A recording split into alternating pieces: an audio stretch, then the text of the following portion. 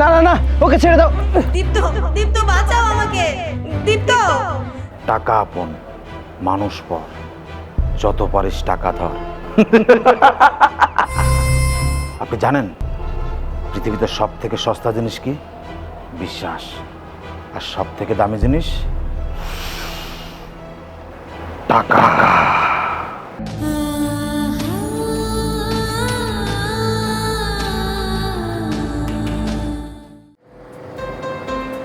জানো মিথিলা, মানুষ বলে টাকা থাকলে নাকি সব কিছু পাওয়া যায়, কিন্তু আমি মনে করি তুমি আমার জীবনের সেরা সম্পদ।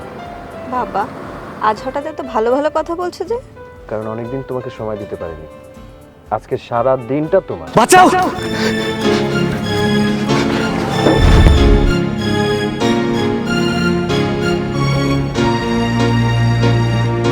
স্যার, সামনে একজন লোক।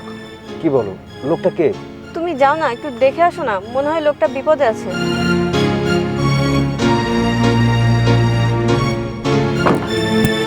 কি হয়েছে ভাই? উঠুন উঠুন। ভাই আমাকে বাঁচান ভাই, ওরা আমাকে মেরে ফেলবে ভাই। কারা? ওরা কারা? একদম নড়বি না, চানে মেরে দেবো।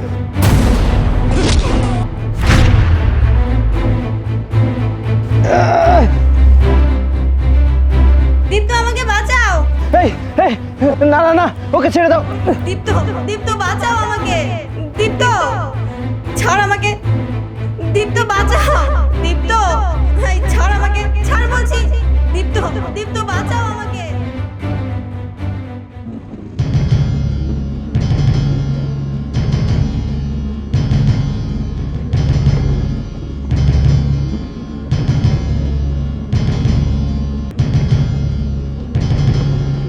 হ্যালো বন্ধু। হ্যালো বন্ধু, কি খবর? হঠাৎ এই সময় ফোন দিলি? বন্ধু, সব শেষ হয়ে গেছে বন্ধু। কি হচ্ছে? কান্না করছিস কেন? আমার চোখের সামনে, ওরা গাড়ি সহ মিথিলাকে তুলে নিয়ে গেছে। আমি কিছুই করতে পারিনি বন্ধু, আমি কিছুই করতে পারিনি। কি বলিস? কোথায়? আমি আমি আমি আমি রূপসা ব্রিজের নিচে আছি। তুই একদম নড়বি না, আমি এক্ষুনি আসছি, তুই একা না।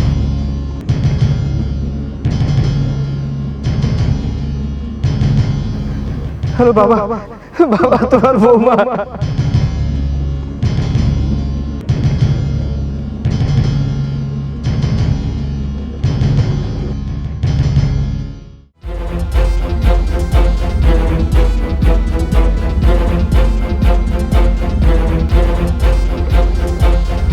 বন্ধু, আগে নিজেকে সামলা, ভাবিকে যেভাবে হোক আমরা ফিরিয়ে আনবো। বন্ধু সব শেষ। আমি যদি গাড়ি থেকে না নামতাম তো। বন্ধু, তুই নিজেকে দোষারোপ করিস না, তুই চাইলে কিছু করতে পারতিস না, কারণ সবকিছু আগে থেকেই প্ল্যান করা। বাবা তুই কোনো চিন্তা করিস না, দেখিস বৌমার কিচ্ছু হবে না।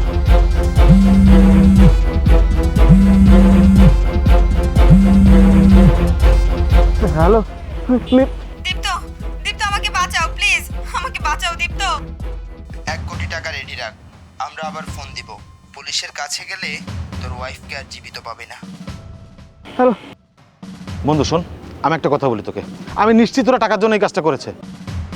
বন্ধু, টাকার জন্য পিছ পাস না, যত টাকা লাগে তুই দিয়ে দে, কারণ টাকা অনেক রোজগার করতে পারবি, কিন্তু ভাবিকে একবার হারিয়ে ফেললে কিন্তু ভাবিকে আর ফিরে পাওয়া যাবে না। টাকা যদি তোর কাছে না থাকে, দরকার আমি তোকে টাকা দিয়ে হেল্প করবো, তারপরে যেভাবে হোক ভাবিকে ফিরিয়ে আনবো। বন্ধু কামরুল, তুই যেটা বলেছিস আমি বুঝতে পেরেছি, কিন্তু দেখ বাবা, এত বড় সিদ্ধান্ত তো রাস্তায় বসে নেওয়া যায় না। আগে থানায় চল, তারপর ঠান্ডা মাথায় আমরা চিন্তা ভাবনা করে দেখব। কিন্তু আঙ্কেল, পুলিশে জানালে যদি ওরা... কামরুল, ভয় পেয়ে ভুল সিদ্ধান্ত নিলে কিন্তু বড় ক্ষতি হবে। এখন আইনের সাহায্য নেওয়া কিন্তু বড় জরুরি। হ্যাঁ, আমার মনে হয় থানায় যাওয়া দরকার। চল।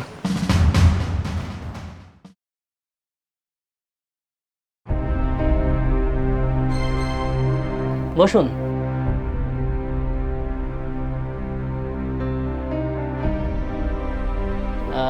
কি হয়েছে? আসলে স্যার, আমার ওয়াইফকে কিডন্যাপ করা হয়েছে। আমি গাড়িতে ছিলাম, হঠাৎ করে সামনে একজন লোক এসে পড়ে।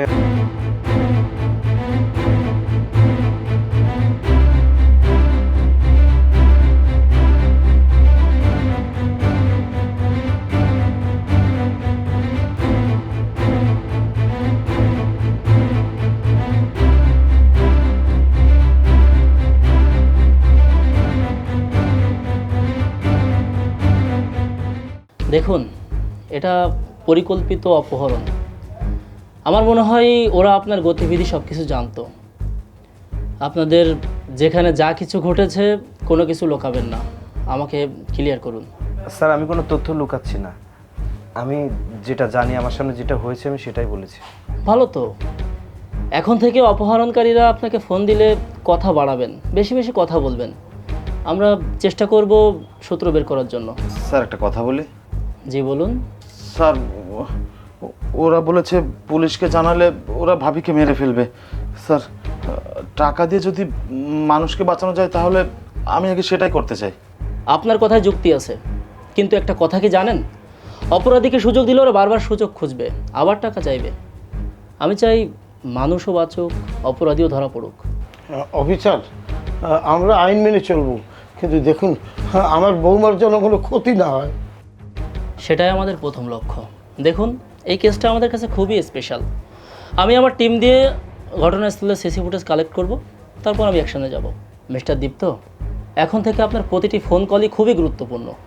আপনার কাছে কোনো কল আসলেই আমাকে জানাবেন। ঠিক আছে স্যার, চল।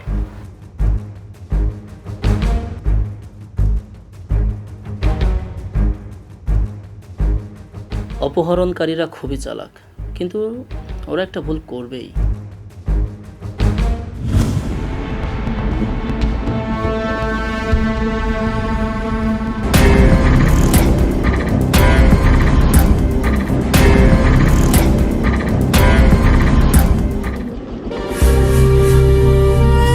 কি ভাবি? মুখটা দেখে তো একদম শুকনা মনে হচ্ছে। আমার ছেলেরা কি খাতির যত্ন করেনি? কামরুল ভাই, আপনি এখানে? কি আমাকে দেখে খুব অবাক হচ্ছেন তাই না? আমি কখনো ভাবতে পারিনি দীপ্ত সব থেকে কাছের বন্ধু, সে তার সাথে এমন করতে পারে। টাকা আপন, মানুষ পর, যত পারিস টাকা ধর। আপনি জানেন পৃথিবীতে সব থেকে সস্তা জিনিস কি? বিশ্বাস। আর সব থেকে দামি জিনিস টাকা। এই টাকার জন্য মানুষ রক্তের সম্পর্ক ছিন্ন করে, আর বন্ধুত্ব সামান্য একটা বিষয়। দীপ্ত আপনাকে নিজের ভাইয়ের থেকেও বেশি বিশ্বাস করে। হ্যাঁ, আর এই বিশ্বাসটাকে আমি সব থেকে বড় অস্ত্র বানিয়েছি। দীপ্ত দীপ্ত কখনো কল্পনাও করতে পারবে না, সব থেকে কাছের বন্ধু সব থেকে বড় শত্রু। আপনি কখনোই সফল হবেন না, দীপ্ত সব কিছু জেনে যাবে। পাগল মেয়ে, ও সত্যটা জানার আগে আমার কাছে টাকা চলে আসবে, আর একবার টাকা আমার কাছে চলে আসলে ও জানলে আমার কিছু যায় আসবে না। এই শোন, উনি কিন্তু আমার ভাবি, ওনার জন্য কোনো ক্ষতি না হয়। খাবার পানি যখন যেটা লাগবে তখন সেটা দিবি, কিন্তু সাবধান, ওনার গায়ে কিন্তু হাত দিবি না। ওকে বস। ওনার গায়ে হাত দিবে আমার বন্ধু, আর আমি হাত দিব টাকায়।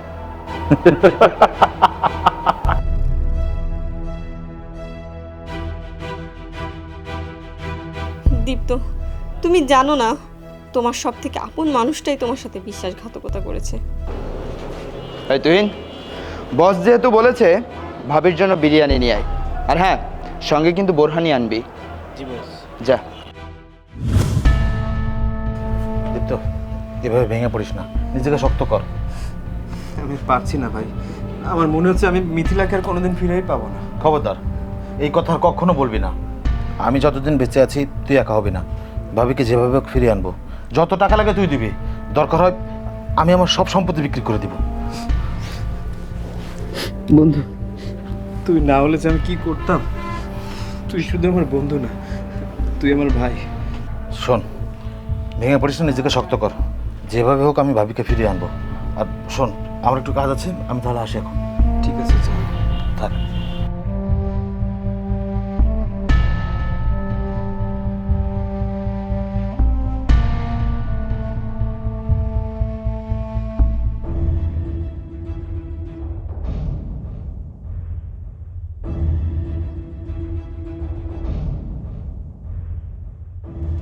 হ্যালো, সব ঠিক আছে তো? হ্যাঁ ভাই, মেয়েটা আমাদের কাছেই আছে। খেয়াল রাখবি, ও বেঁচে থাকলেই কিন্তু আমাদের লাভ। ঠিক আছে ভাই। আর শোন, কাল সকালে আবার ফোন দিবি। এবার টাকার চাপ আরও বেশি বাড়াবে। দীপ্ত যেন এক মুহূর্তের জন্য অন্য কিছু ভাবতে না পারে, ঠিক আছে? আমার জানা মতে তো কামরুল সাহেবের একটা ফোন, তাহলে এই ফোনটা কার?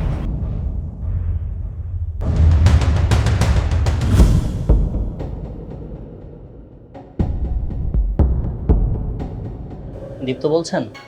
জি স্যার। আচ্ছা, আমি থানা থেকে বলছি। আপনি, আপনার বাবা আর আপনার বন্ধু কামরুল এক্ষুনি থানাতে আসবেন। আপনাদের কেসটা নিয়ে ইমার্জেন্সি কথা আছে। ঠিক আছে স্যার, আমরা আসছি। ঠিক আছে।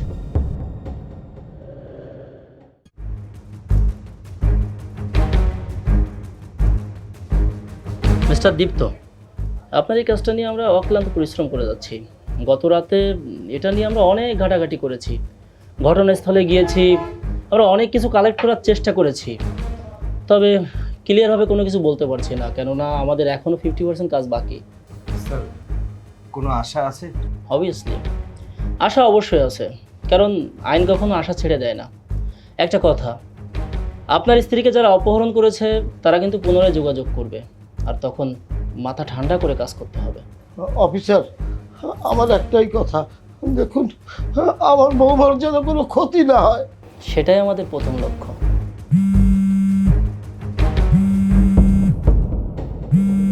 ফোনটা রিসিভ করুন, স্পিকার অন করুন। হ্যালো? দীপ্ত, দীপ্ত আমাকে বাঁচাও প্লিজ, আমাকে বাঁচাও দীপ্ত। একটা কথা মন দিয়ে শোন, আজ রাত 10টার মধ্যে 1 কোটি টাকা ক্যাশ রেডি রাখবি। লোকেশন পরে জানিয়ে দেওয়া হবে। আর একটা কথা, যদি পুলিশকে সঙ্গে নিস তাহলে তোর ওয়াইফকে আর জীবিত দেখতে পাবি না। ঠিক আছে, আমি টাকার ব্যবস্থা করছি। আমার ওয়াইফকে কোনো ক্ষতি করবেন না প্লিজ। আমি টাকার ব্যবস্থা করছি, পুলিশ জানতে পারবে না। টাকা নিয়ে আসবি, তাহলেই তোর ওয়াইফকে ফিরে পাবি। স্যার, আমি একটা কথা বলবো? জি বলুন। স্যার, আমি জানি আইন কি বলে, কিন্তু আমি একজন বন্ধুর জায়গা থেকে বলছি। মানুষের জীবনের মূল্য থেকে 1 কোটি টাকার মূল্য বেশি না। স্যার, আমি বলি কি, ওরা যে টাকাটা চাইছে এটা দিয়ে দেওয়া উচিত। আর যদি দীপ্ত টাকা জোগাড় না করতে পারে, আমিও কি হেল্প করব। তারপরেও আমি চাই না যে ভাবির কোনো ক্ষতি হোক। বন্ধু, তুই সারা জীবন আমার পাশে ছিলি, এখন বাঁচিস। শেষ পর্যন্ত থাকবো রে। মিস্টার দীপ্ত, এতটা ভেঙে পড়বেন না। দেখুন, আমি আপনাদের আবেগটা বুঝতে পারছি। এখন যদি আমরা অপরাধীদেরকে সুযোগ দেই, তাহলে এমন না যে আপনার স্ত্রী ফিরে আসবে, এতে বরং ঘটনা আরও বড় হতে পারে। আমি চাই আপনার স্ত্রী সশরীরে ফিরে আসুক আর অপরাধীও ধরা পড়ুক। অফিসার, আমরা আপনার উপর ভরসা করছি। দেখেন, আপনারা যেটা বলবেন আমরা সেটাই করব। ঠিক আছে, আজকে আপনারা একা একা কোথাও যাবেন না। আমি আশা করছি অপহরণকারীরা আপনাদেরকে আবার ফোন করবে, আর যখন ফোন করবে তখন ওদের বিরুদ্ধে অ্যাকশনে যাব। জি স্যার।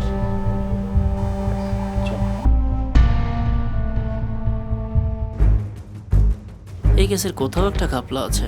আমাদের ভেতরে ইন্টারনাল কথাবার্তা কেউ না কেউ পাস করে দিচ্ছে। এটাই খুঁজে বের করতে হবে।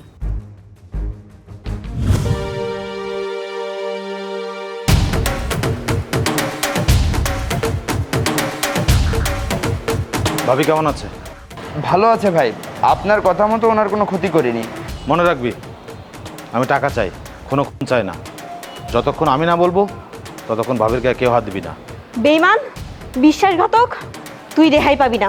একদিন না একদিন শাস্তি তুই ঠিকই পাবি। এই চুপ! শালি বেশি কথা বলে, এত বক বক আমার একদমই পছন্দ না। মাথা গরম করবি না, তাহলে কখন যে কি করে ফেলবো আমি নিজেও জানি না। ভাই, পুলিশ নাকি আপনার উপর নজর রাখছে? হ্যাঁ, আমি সব কিছু জানি। শোন, তোরা সবাই সাবধানে থাকবি। কাল রাতের আগে এখান থেকে কেউ বের হবি না। আর নতুন লোকেশন আমি তোদের জানিয়ে দিব। জি ভাই।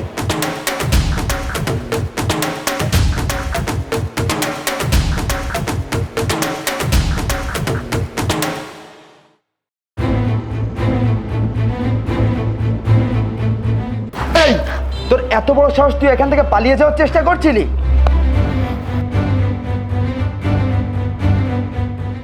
কি ব্যাপার রাকিব? আমি বলেছিলাম ভাবির গায়ে কেউ হাত তুলবি না, হাত তুললি কেন?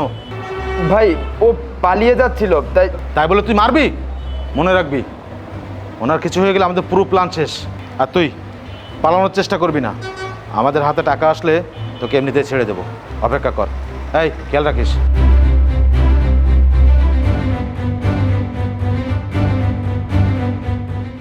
স্যার আসলে ওই নাম্বার থেকে আমাকে বারবার ফোন দেওয়া হচ্ছে, এই জন্য আপনাকে ডেকেছি। আমি ভয় পাচ্ছি স্যার। এই দেখুন আবার ফোন দিয়েছে। ফোনটা রিসিভ করুন, লাউড স্পিকার দিন। কাল বিকাল 4টায় পুরনো বিল্ডিং এর পাশে একা আসবি। কোনো পুলিশ না, কোনো চালাকি না, টাকা রেখে চলে যাবি। তারপর তোর ওয়াইফকে কোথায় পাবি সেটা জানিয়ে দিব। ঠিক আছে, আমি একাই আসবো। দেখুন মিস্টার দীপ্ত, এখন থেকে আমাদের প্রতিটা পদক্ষেপ খুব গুরুত্বের সাথে নিতে হবে। একটা ভুল মানে নতুন বিপদের জন্ম। So be careful. স্যার, আমার মনে হয় কি দীপ্ত একাই যাক।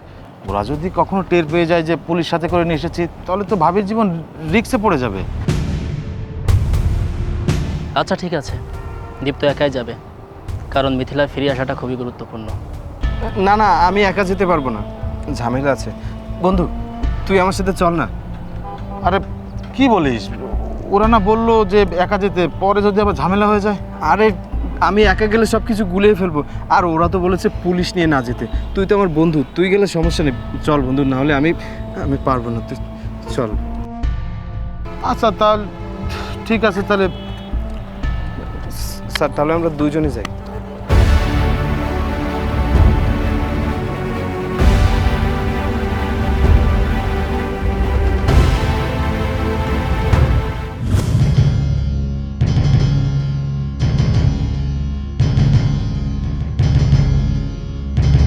বন্ধু, যে কোনো মূল্যেই হোক মিথিলাকে আমি বাড়িতে নিয়ে যাবই। আমি আর পারছি না। এই, তোকে একা আসতে বলেছিলাম, তোর পাশে ওই লোকটিকে। ভাই, ও কোনো পুলিশের লোক না। আমি পুলিশের কাউকে সঙ্গে আনিনি। ও আমার ছোটবেলার বন্ধু। আসলে এত বড় বিপদ আমি একা সামলাতে পারতাম না, তো তাই সাহস দেওয়ার জন্য ও এসেছে। ঠিক আছে, ব্যাগটা সামনে রাখ।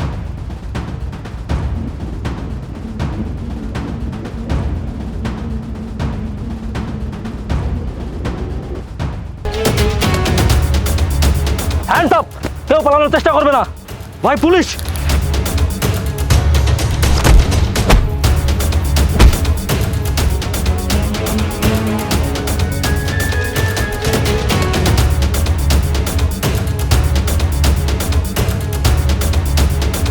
বন্ধু, তুই ঠিক আছিস তো? হ্যাঁ আমি ঠিক আছি, কিন্তু মিথিলা কোথায়?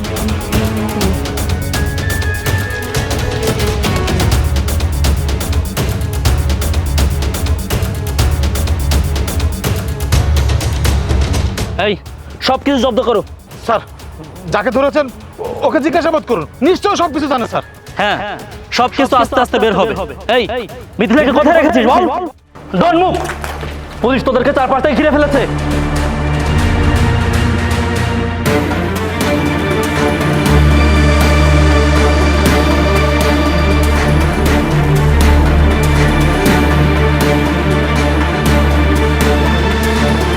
ঠিক আছে তো? আলহামদুলিল্লাহ। ভাবি সুস্থ আছেন তো? স্যার, এই মোবাইলের সিম থেকে সকল কল রেকর্ড বের করা হয়েছে এবং একটা নাম্বার থেকে বারবার কল করা হয়েছে, লোকেশন একই।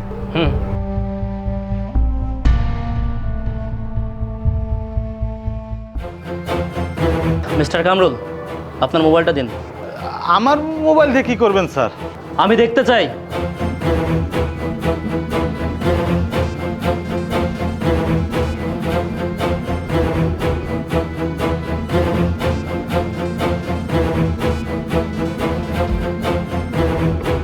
এবার কি বলবেন কামরুল সাহেব?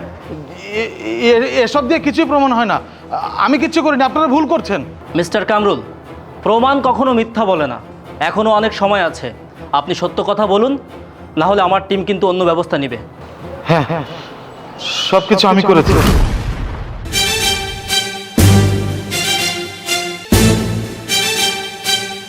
আমি টাকার লোভে অন্ধ হয়ে গিয়েছিলাম, কিন্তু কখনো ভাবিনি যে আমি এভাবে ধরা খাবো। বন্ধু, তুই পারলে আমাকে ক্ষমা করে দিস। ক্ষমা? আরে তুই আমার বন্ধু ছিলি না, তুই ছিলি আমার ভাই। আমার জীবনের সব গোপন কথা আমি তোকে বলেছি, আমার সব বিপদে আমি তোকে পাশে পেয়েছি। কিন্তু আজ বুঝলাম ঘরে যদি শত্রু থাকে তাহলে বাইরের শত্রু আর দরকার হয় না। কামরুল, তুই সামান্য টাকার জন্য আমার স্ত্রীকে অপহরণ করলি, তুই টাকার জন্য আমার সংসার ভাঙতে চাইলি, তুই টাকার জন্য আমার জীবন শেষ করে দিতে চাইলি। কিন্তু মনে রাখিস, টাকা দিয়ে বাড়ি কেনা যায় কিন্তু পরিবার না, টাকা দিয়ে মানুষ ভাড়া করা যায় কিন্তু বিশ্বাস কেনা যায় না। আর যে বন্ধু টাকার কাছে বন্ধুত্ব বিক্রি করে সে সব কিছু থেকেও সব থেকে গরিব। আমি তোকে ছেলের মতোই দেখতাম, আর শুধু দীপ্তকে নয়, তুই আমাকেও ঠকিয়েছিস। লোভ মানুষকে অন্ধ করে ঠিকই, কিন্তু ভালোবাসা আর সত্যর কাছে সেই লোভ কোনোদিনও জিততে পারে না। আমি তোকে বলেছিলাম না, আমি তোকে বলেছিলাম তোর এই অপকর্মের শাস্তি তুই একদিন ঠিকই পাবি। মিস্টার কামরুল, আইনের চোখে অপরাধীর একটাই পরিচয়, সে অপরাধী। আইন কখনো আত্মীয় বন্ধু বান্ধব এগুলো ফলো করে না, এগুলো কখনো তোয়াক্কা করে না। মিস্টার কামরুল, আইনের হাতটা হয়তো ধীরে ধীরে চলে, কিন্তু একদিন না একদিন আইনের এই হাত অপরাধীর কাঁধে গিয়ে পড়ে। এই, সবাইকে নিয়ে চলুন। স্যার একটু দাঁড়ান। বন্ধু, তুই যদি আমাকে ক্ষমা না করিস তাহলে আমি মরেও শান্তি পাবো না। প্লিজ বন্ধু, আমাকে ক্ষমা করে দে। না, আমি তোর বন্ধু না, আর আমি জীবনেও তোকে ক্ষমা করতে পারবো না। আর কামরুল, তুই টাকা জিততে চেয়েছিলি না, কিন্তু আজ তুই একজন মানুষ হিসেবে হেরে গিয়েছিস। সামান্য কিছু টাকার জন্য তুই আমার স্ত্রীকে অপহরণ করেছিস, কিন্তু তুই হয়তো ভুলে গিয়েছিস যে টাকা দিয়ে সংসার কেনা যায় না, টাকা দিয়ে মানুষের বিশ্বাস কেনা যায় না। হ্যাঁ, আমি তোকে বন্ধু বলতাম, কিন্তু তুই কি করেছিস? তুই সেই বন্ধুত্বটাকে বাজারে তুলে বিক্রি করে দিয়েছিস। আজ বুঝলাম, শত্রুর আঘাতের থেকে বন্ধুর বিশ্বাসঘাতকতা অনেক বেশি কষ্টের। আরে, টাকা যদি সব কিছু হতো তাহলে তোর চোখে আজ এই কান্না থাকতো না। তুই 1 কোটি টাকার জন্য আমার স্ত্রীকে অপহরণ করেছিস, তুই 1 কোটি টাকার জন্য আমাকে শেষ করে দিতে চেয়েছিস, কিন্তু তুই হয়তো জানিস না এই কোটি টাকার থেকে অনেক দামি জিনিস আমি তোকে দিয়েছি, বিশ্বাস। এই পৃথিবীতে সবাই টাকার পেছনে ছোটে, কিন্তু সবাই টাকার গোলাম হয় না। আরে, তোর জন্য তো আমি নিজের ঘরের দরজাটাও খুলে দিয়েছিলাম, কিন্তু ভাবিনি সেই দরজা দিয়ে একদিন বিশ্বাসঘাতক ঢুকবে। শুনে রাখ কামরুল, পৃথিবীতে সবাই টাকার পেছনে ছোটে ঠিকই, কিন্তু সবাই টাকার গোলাম না। যে মানুষ টাকার জন্য নিজের বিবেক, নিজের মনুষ্যত্ব, নিজের বন্ধুত্ব বিক্রি করে দেয়, সেই হয় আসল টাকার গোলাম। তুই একটা টাকার গোলাম। তুই 1 কোটি টাকার জন্য আমার স্ত্রীকে অপহরণ করেছিলি না, কিন্তু তার থেকে অনেক দামি জিনিস আমি তোকে দিয়েছি কামরুল। আমার বিশ্বাস, আমি তোর মুখ আর দেখতে চাই না। স্যার, ওকে নিয়ে যান আমার চোখের সামনে থেকে।